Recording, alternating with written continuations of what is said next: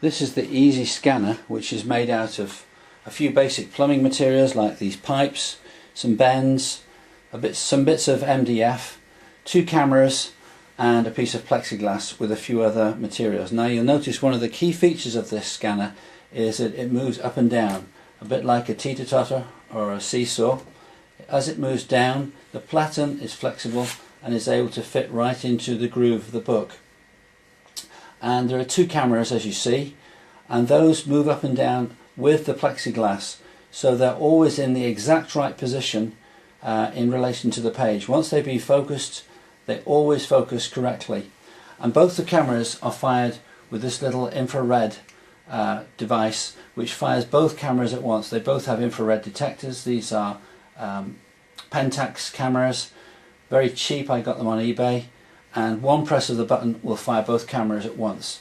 So it moves up and down, you turn the page and bring it down again, and it's very quick to use.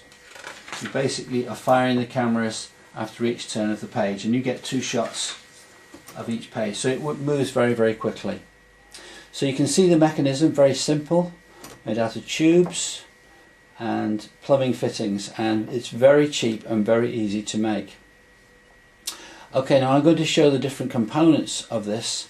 It's dismantleable, it folds down really small, and I'm going to just show you some of the component parts so you can see how to make it. And I'll be showing with each of the component parts how you actually make that part so that you can do it yourself at home. Now there are 2 components that aren't shown on this particular video, but they are ready to go. One is the lighting, and I've not put that on just because it's very bright and I want you to be able to see what's going on. And there's also a black cover, sort of a tent like thing, which covers the entire mechanism so that it keeps out extraneous light. But I'll talk about those later on. At the moment I just want to show you how this thing takes apart, and it's very easy. Now the key feature of this is the platen, which is made out of plexiglass, and that's just held on with a couple of screws. Take those out, and it's not tightly screwed, it just can swivel a little bit on this. It's just intended to swivel, and so that pushes out,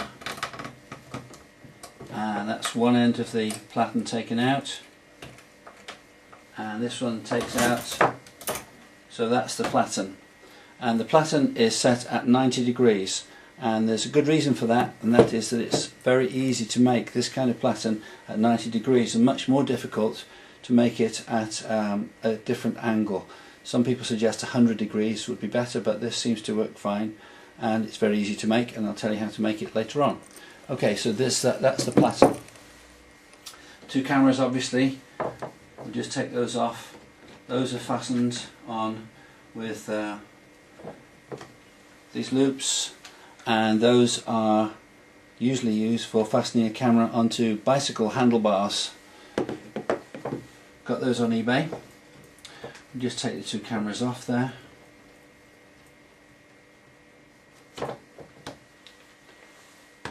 Right, so you've got this mechanism which moves up and down, and the cameras and the platen are counterbalanced by these 2 weights, which are actually used by people who want to develop their wrists and arms and muscles. They just come off like that, just with a bit of Velcro. Again, got them very cheaply on eBay, and that provides a counterbalance. That provides a counterbalance for this mechanism, which just goes up and down like this. If we take away the actual book and the cradle, take those out to one side, and we'll take this base in the way, and so that is the basic part of the mechanism. It's completely made of tubes. It's got one rod which goes through here and acts as a pivot, and that's it basically. So that's a very simple, straightforward and elegant mechanism, and it works very well with this counterbalance approach. So that's the structure of the thing, and I'm going to show you the component parts in more detail.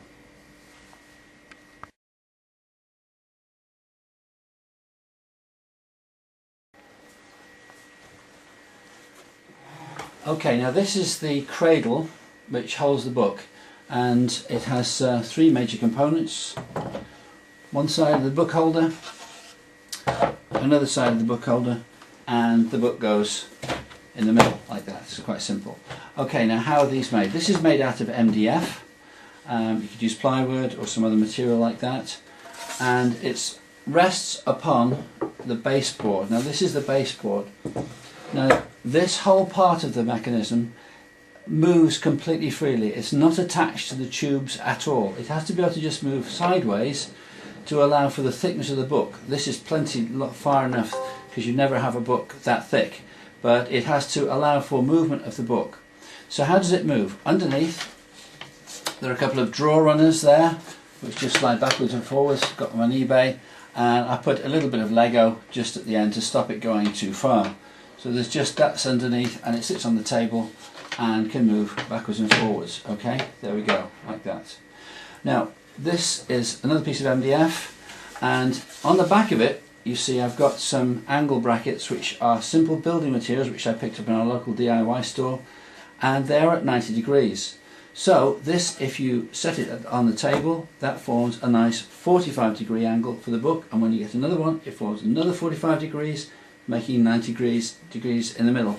Those are just screwed on, and these ones on the left don't move. They're on the left hand side and they're right down to the edge of the MDF. There's a couple of bits of Lego there that stop it sliding around, just stop it moving back too far, and that sits on the table that way. Okay, now on the other side, what are these things? These are actually electrical connecting things made out of plastic. I'll just show you one of these now. This is one of them. I'm sure you've seen one like this before. It's just a plastic connecting block, but I thought it would be useful because it's got these positions that you can use down here. So I took all the screws out and the metal from inside there and cut each of these at an angle, and you can see these are cut at an angle of about 45 degrees, not very accurate, but just trimmed off.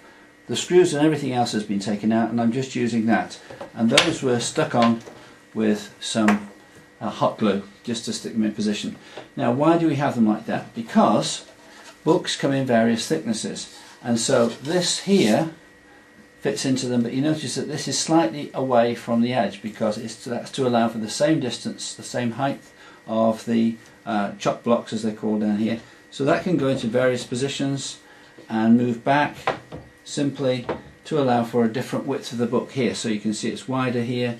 If you move it back, it goes narrow, and so you can just choose an approximate width of the book. It doesn't really matter that much, it's not crucial, but that's plenty okay. So that's those things just screwed onto the back there. Notice that they are a bit from the edge. The other one, if you compare it, is right up at the edge because it's resting straight on the baseboard.